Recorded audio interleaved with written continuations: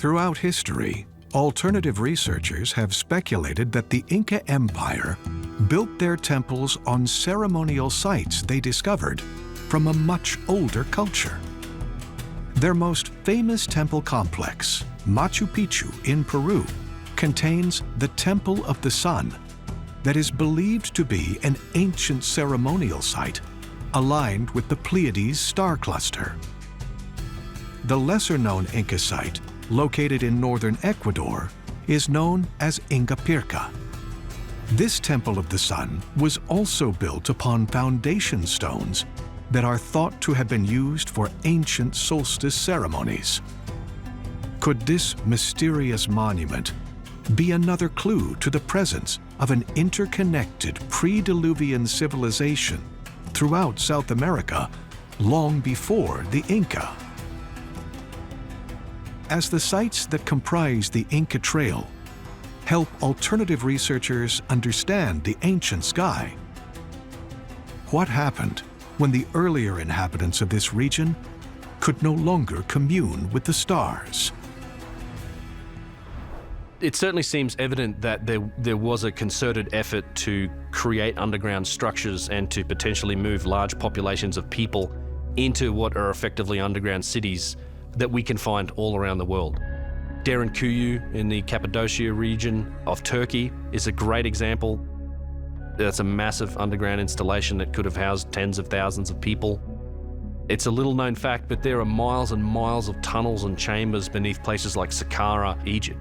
Also at Giza. I've had the chance to explore some of these myself, and I can tell you that there is just extensive underground work that also happened in places like Egypt. One thing we know for sure about South America is that it was intensely affected by the Younger Dryas. In some places, almost 80% of megafauna died off in South America. There was tremendous climate change that occurred during the Younger Dryas. So at some point, it definitely seems like there was a real effort to move underground, potentially to protect themselves from what was happening on the surface, or protect themselves from the sun. We don't really know, but at some point there was a real effort to go underground and to get away from whatever was happening on the surface of the planet.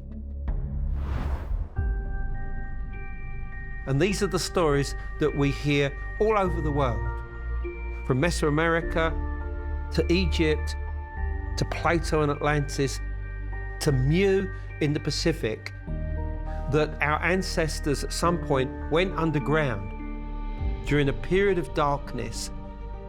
And when that darkness went away, we came out and we created the world around us today.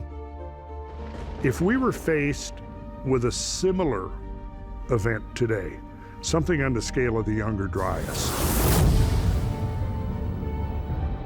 what would we do if we saw, yes, there is a major swarm of stuff breaking up on an orbital pathway that intersects that of the Earth. And sooner or later, within the next, say, few decades to 100 years, Earth is going to encounter the byproducts of this disintegrating object, maybe multiple times.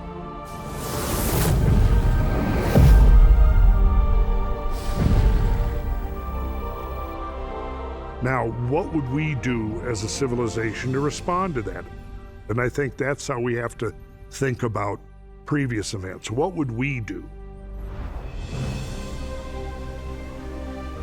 Throughout North and Mesoamerica, there are subterranean legends, such as the Hopi tradition of the Ant People and Chikamostok, the 7 caves that helped the ancient Mesoamerican ancestors survive destructive cataclysms. But what lies underneath the jungles of the Amazon may hold the evidence that links all pre-Diluvian civilizations from around the planet to inner Ecuador. The mystery begins in the town of Cuenca, where a priest named Father Crespi held a collection of artifacts that ignited alternative researchers and their interest in this mysterious region of South America.